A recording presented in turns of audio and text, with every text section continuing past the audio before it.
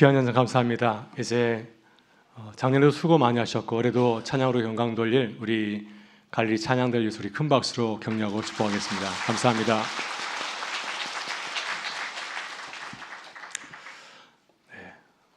얼굴이 굳어 있어서 인사합니다. 해피 뉴 이어. 새해 복 많이 받으세요. 네. 네, 오늘은 신년 주일이고 또 첫 가정 예배 주일입니다. 그래서 오늘 예배 마치고 집에 가셔서 자유다 하지 마시고 온 가족이 모여서 함께 가정 예배로 하나님께 영광 돌리길 바랍니다. 여러분 지난주 수요일 송구영신 예배 잘 들으셨나요? 네, 저희가 지금까지 11시에 드리다가 8시에 예배를 드렸습니다. 예배를 드리고 나서 교우들 가운데 이런 얘기 하시는 분이 계시더라고요.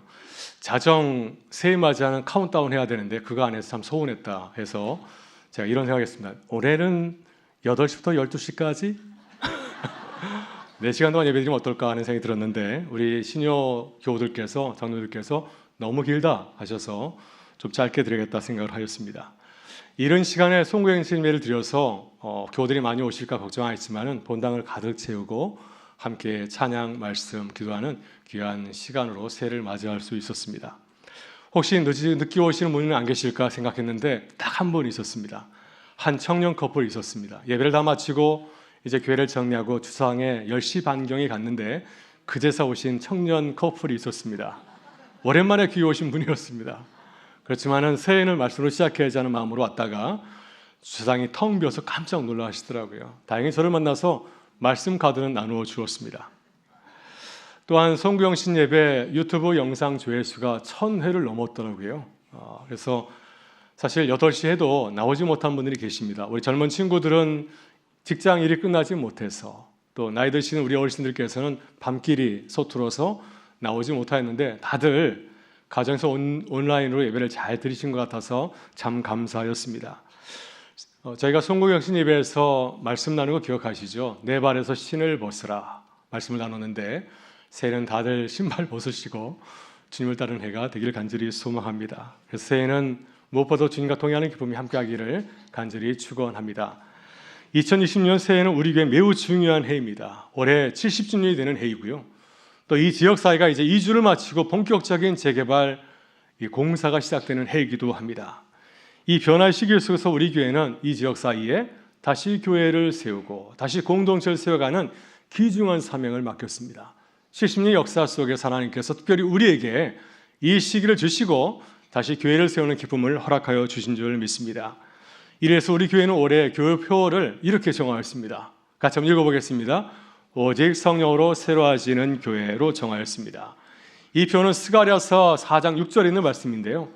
만군의 여호와가 말씀하시되 이는 힘으로 되지 아니하며 능력으로 되지 아니하고 오직 나의 영으로 되느니라 말씀하십니다.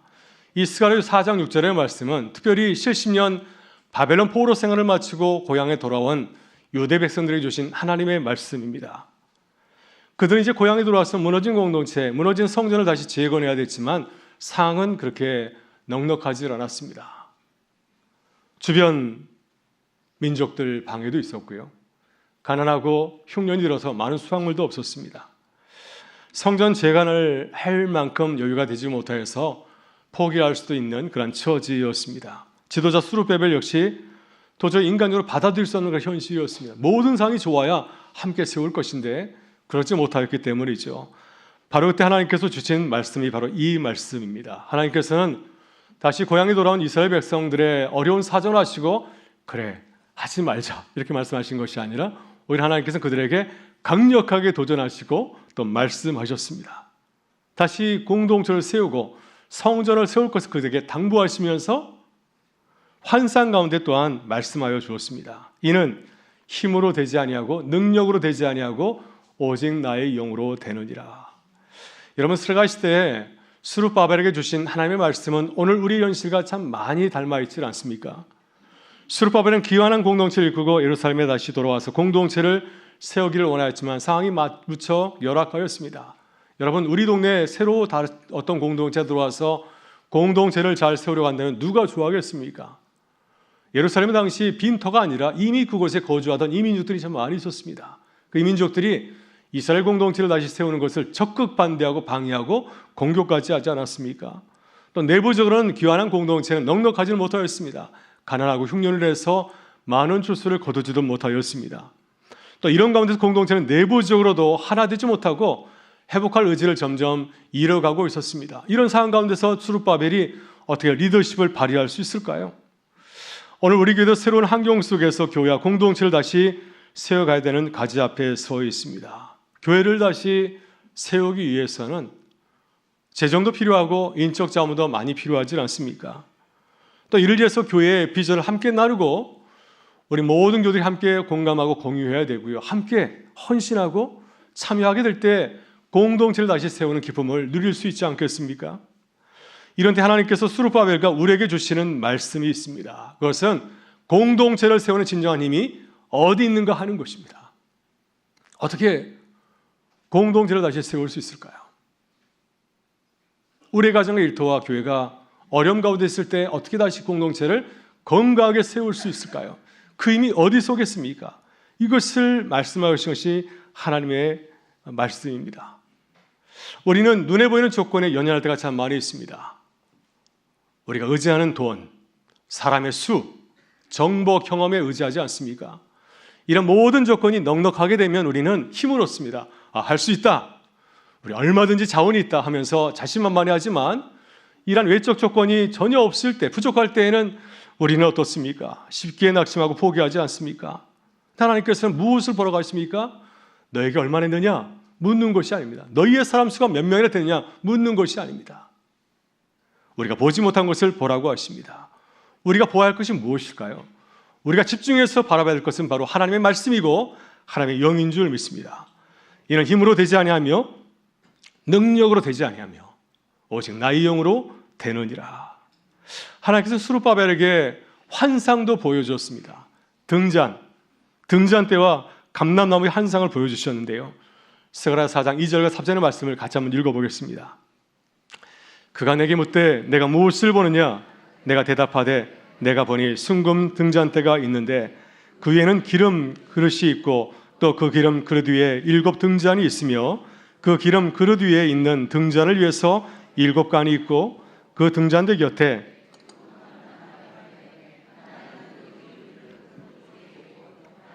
그 왼쪽에 있나이다 하고, 하나님께서 낙심하는 스룹바벨에게 두 가지 환상을 보여줬습니다. 하나는 등잔대이고 또 한 가지는 감람나무입니다. 여러분, 등잔대는 어디 있는 건가요? 우리 집에 있는 게 아닙니다. 여기서 말씀하시는 그 등잔대는 성소에서 불을 밝히는 등잔을 말하고 있습니다. 여러분, 등잔대가 무엇을 의미하겠습니까? 하나님이 함께 하신다. 하나님 임재와 하나님 영광을 보여주지 않습니까? 그래서 불을 밝히는 겁니다. 이곳에 하나님이 임재하신다. 그래서 이 등잔대의 환상은 성령의 충만함을 의미하고 있습니다. 또한 감람나무는 이스라엘 대표하는 나무입니다. 그래서 이 감람나무는 가을철이 되게 되면 열매를 맺고 또 기름을 짜낼 수가 있죠. 그래서 이 감람나무는 하나님께서 우리와 함께 하신 그분에게 부어주신 놀라운 부가 은혜를 상징을 하고 있습니다. 당시 스룹바벨은 공동체의 열악한 현실을 바라보면서 낙심하고 포기하고 싶었을지 모르겠습니다. 그래서 하나님께서는 그가 보지 못한 것을 바라보게 하시고 인간의 힘을 넘어서는, 우리의 능력을 넘어서는 하나님의 함께 하심과 하나님의 일하심을 깨닫게 하셨습니다. 여러분, 지금 유대 공동체는 어떠한 가운데 있습니까? 이 유대 공동체는 결코 흔들리는 존재가 아닙니다. 만만히 볼 수 없는 존재가 결코 아니죠. 현재 모습은 그렇지는 못합니다. 많이 낙심하고 절망할 수 있는 그런 가운데 있지만, 그래도 불구하고 이 유대 공동체가 강력한 공동체가 무엇입니까? 하나님께서 그들과 함께 하시며 그들을 인도하고 계시기 때문이죠. 감람나무에서 계속해서 열매가 맺히고 기름이 흘러나오듯이 성령께서 그 공동체 가운데 세임과 능력을 부어주시기 때문입니다. 이것이 바로 염려하고 두려움에 사로잡힌 스룹바벨에게 하나님께서 보여주신 환상의 메시지였습니다. 그러기에 교회는 무엇을 사모해야 될까요? 교회는 계속해서 성령의 은혜를 간절히 사모해야 됩니다. 성령의 은혜가 메마르지 아니하고 흘러넘치는 공동체가 되어야 됩니다. 그 은혜를 사모하게 될 때 우리는 어떤 상황 가운데서도 낙심하지 아니하고 절망하지 아니하고 오히려 감사함을 믿음으로 걸어가는 기쁨을 누리게 되는 줄 믿습니다. 이제 스룹바벨과 이스라엘 백성이 해야 할 일이 아주 분명해졌습니다. 인간의 힘이나 능력을 의지하는 것이 아니라 무엇을 의지하는 겁니까? 하나님의 영을 신뢰하면서 그분의 인도하심에 순종하며 걸어가는 것입니다. 다시 성령 안에서 공동체를 다시 건강하게 세워가는 것, 이것이 하나님께서 스룹바벨과 유대 공동체 주신 사명이었습니다. 오늘 우리 교회도 마찬가지이죠. 새해를 맞이해서 이 말씀을 저희가 함께 품고 기도하기를 바랍니다. 우리 주변 현실을 바라보면서 낙심 마음에 들 때, 그때 우리가 기도하기를 원합니다. 이는 힘으로 되지 아니하며 능력으로 되지 아니하며 오직 하나님의 영으로 되느니라. 우리는 세상에 힘을 붙드는 공동체가 아닙니다. 사람을 의지하는 공동체가 아니라 우리는 어떤 공동체인가요? 우리는 하나님의 영을 신뢰하며 그의 인도하심에 순종하는 공동체인 줄 믿습니다. 우리 마음이 불안하고 염려가 될 때 죄 몸된 교회를 바라보면서 하나님, 이 재개발의 시기 가운데서 어떻게 교회가 든든히 세워질 수 있겠습니까? 이 변화의 시기에 어떻게 우리 교회가 다시 온전하게 건강하게 세워져 갈 수 있겠습니까? 하는 마음이 들 때 더욱더 성령을 의지하고 신뢰하며 그 은혜를 간절히 사모하실 수 있기를 바랍니다. 그래서 온 교회가 성령으로 세워지는 교회를 바라보면서 더욱더 믿음으로 한 걸음 한 걸음 나아가는 새해가 될 수 있기를 주의 이름으로 축원합니다. 이제 우리는 새해를 맞이하여서 오직 성령으로 세워지는 교회를 사모하며 기도하면 참 좋겠습니다. 성령으로 세워지는 교회, 우리 힘으로 세워지는 교회가 아니라 성령으로 세워지는 교회를 바라보면서 성령 역사를 간절히 사모하고 나아갈 수 있기를 바랍니다. 사실 오신 주신 말씀 속에 하나님께서는 이미 우리에게 분명한 길을 보여주었습니다. 새해 어떻게 걸어갈 것인가? 우리 모든 교우들이 삶의 자리에서 어떻게 건강한 삶을 살아갈 수 있을까? 모든 답을 다 말씀해 주었습니다.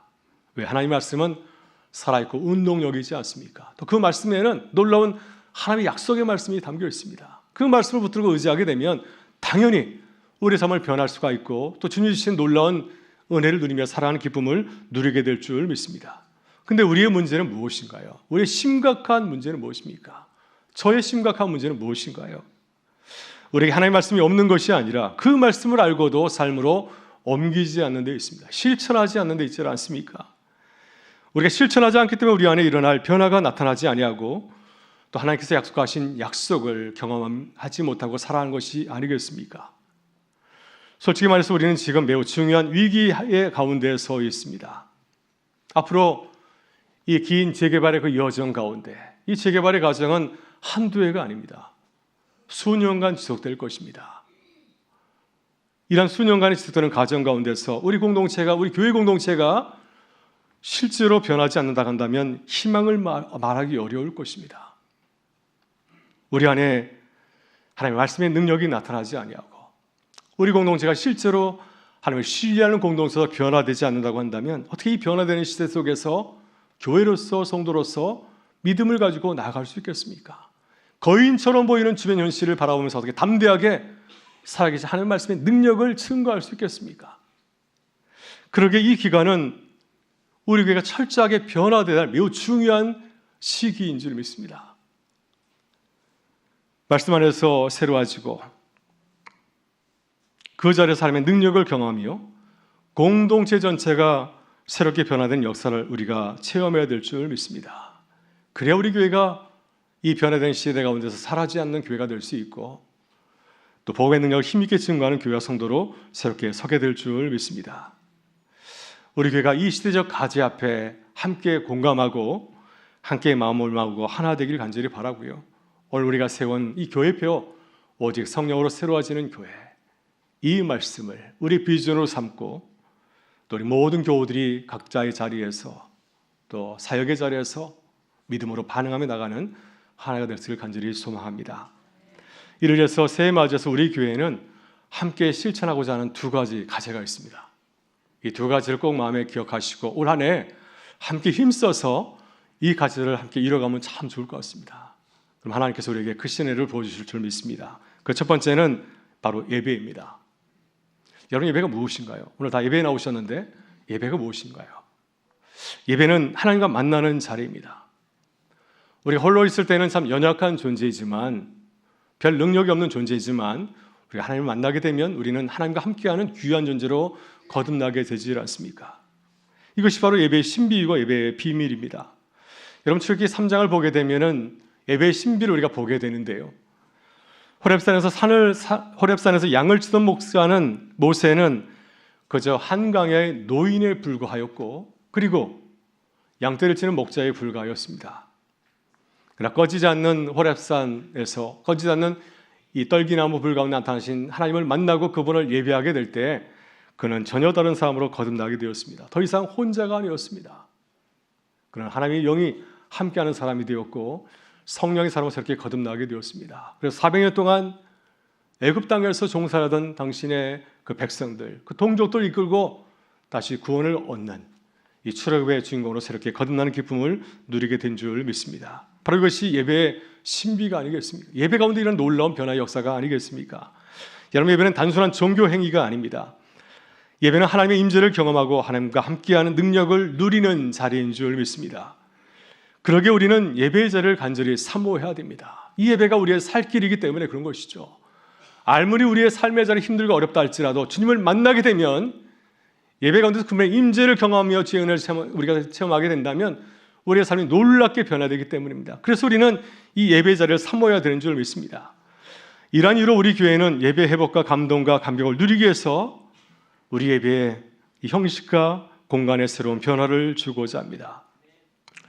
사람들은 아무리 좋은 것이라 할지라도 시간이 지나면 곧 익숙해지고 또 지루하게 느껴지고 안일해질 때가 많이 있습니다. 하지만은 작은 변화를 주면, 똑같은 일상이라 할지라도 작은 변화를 주게 되면 그러면 우리가 그 가운데서 새로움을 느끼게 되고 또 기쁨을 느끼고 삶의 이유를 다시 되찾지 않습니까?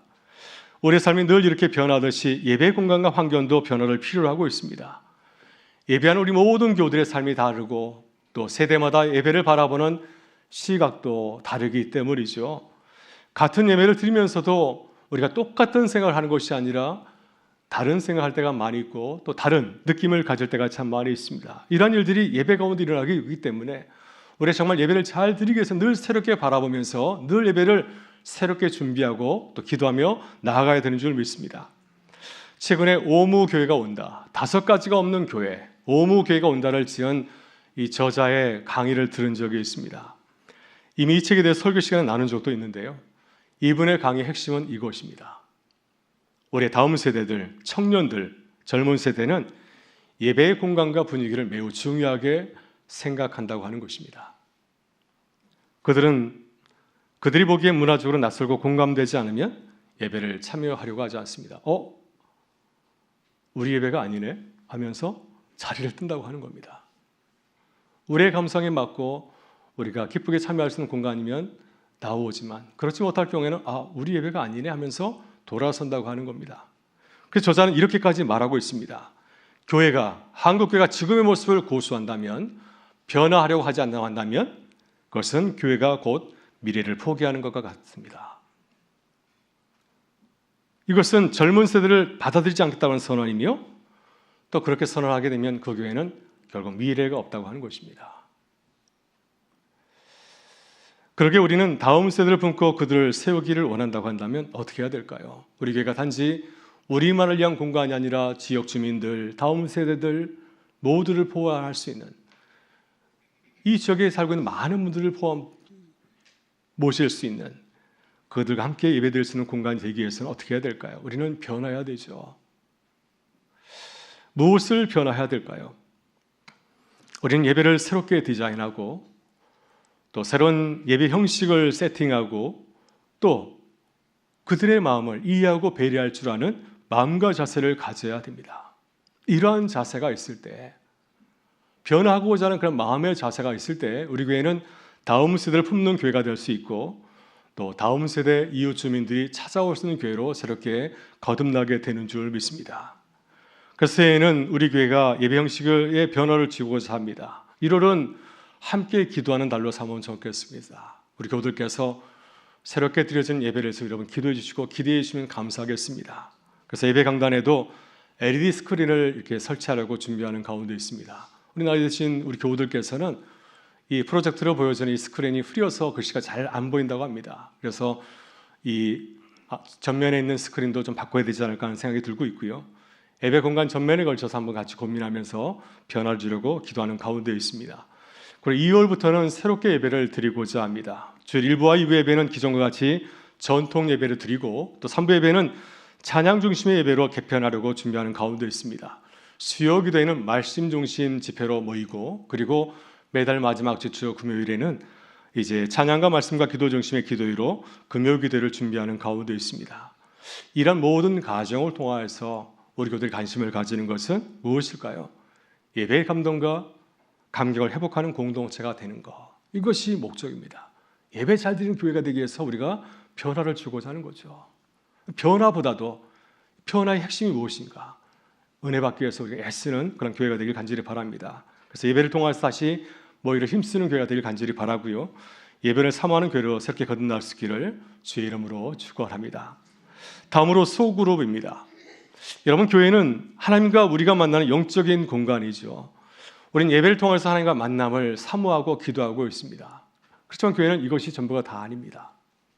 교회는 또한 성도와 성도가 만나서 서로 교제하고 친밀함을 나누는 공동체의 공간이기도 합니다. 이것이 하나님께서 우리에게 주신 이 교회 공동체의 모습이죠. 그래서 우리는 두 가지를 기억해야 됩니다. 하나는 하나님과 친밀히 만나는 그 경험을 우리가 늘 기억하고 기도해야 되고요. 또 한 가지는 성도들과 만나서 친밀히 나누고 교제하는 그런 기쁨을 우리는 가져야 될 줄 믿습니다.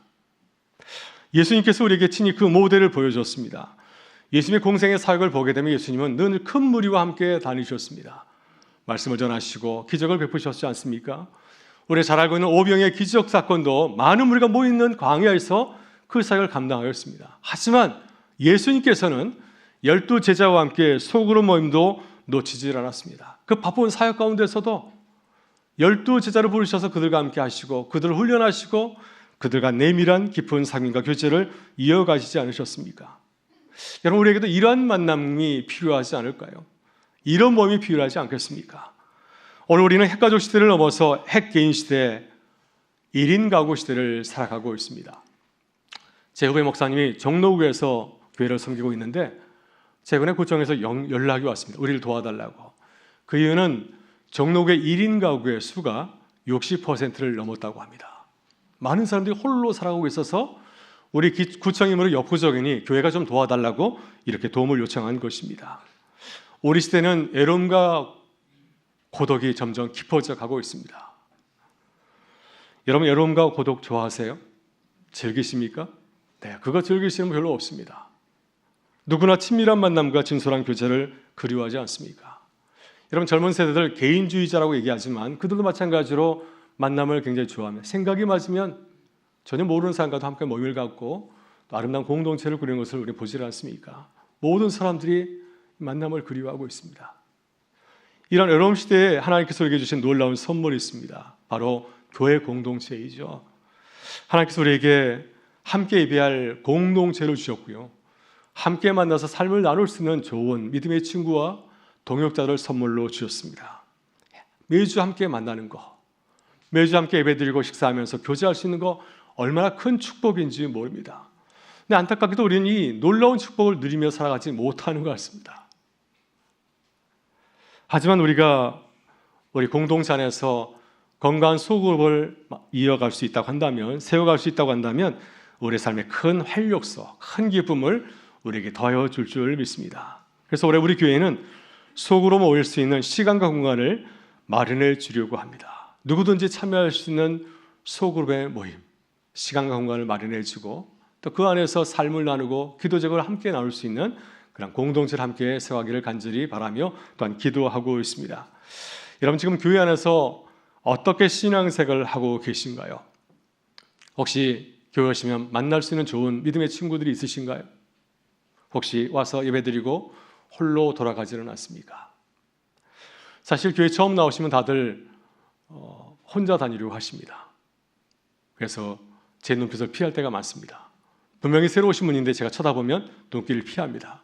저 혼자 있고 싶어요 하는 마음으로 표하는데, 그렇지만 한 달이 지나고 1년이 지났는데도 아무도 다가가서 말 걸지 않는다고 한다면 얼마나 서운하겠어요. 내가 이 교회에서 투명인간인가 하면서 굉장히 서운함을 느낄 것입니다. 왜냐하면 하나님께서 우리를 그렇게 만드셨기 때문이죠. 하나님 우리를 사회적 동물로 만드셨습니다. 돕는 배필 우리 서로를 세우셨습니다. 그래서 앞으로 자세히 만나겠지만은 이 소그룹 모임은 3월 구역교회가 개강하면 함께 시작하려고 준비하는 가운데 있습니다. 주일 예배를 같이 드리고 식사하고 모일 수 있도록, 우리 남성 교우들은 남성 소그룹에서, 또 여성 교우들은 여성 구역교회에서, 또 부부 그룹도 마찬가지입니다. 이러한 구역교회 소그룹을 함께 시작하려고 준비하는 가운데 있습니다. 이러한 소그룹을 준비하는 중요한 이유가 있습니다. 많은 교우들이 하세요 하면은 이런 얘기를 합니다. 너무 멀리 살고 있어서 모이기가 힘듭니다. 너무 바빠서 주정에 모일 수가 없습니다. 그래서 교회는 주일에 모일 수 있도록, 주일에 예배드리고 시간을 1시간 정도 모임을 가질 수 있도록 시간과 공간과 모든 이런 집안적인 환경을 준비해 주려고 하고 있습니다.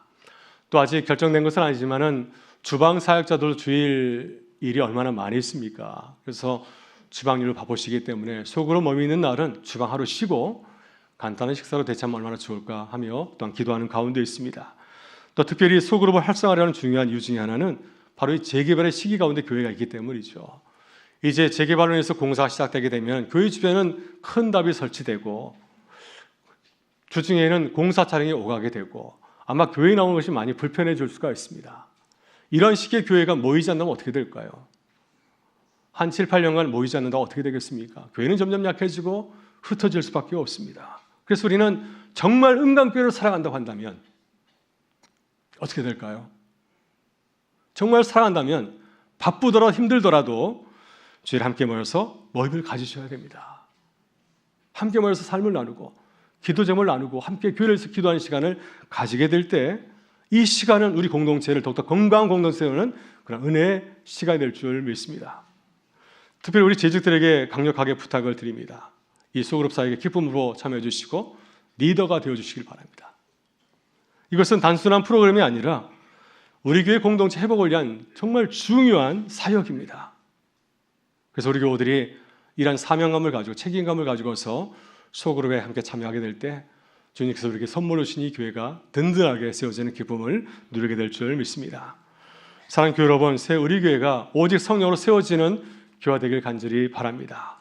우리 모두가 간절한 마음으로 새해 특별히 2가지 예배와 소그룹에 관심을 가지고 교회를 위해서 늘 기도하시면 감사하겠습니다. 그래서 성령 안에서 성령께서 주시는 크신 기쁨과 감격을 예배 가운데 또 우리의 작은 모임들 가운데 누리는 기쁨이 함께하기를 주의 이름으로 축원합니다.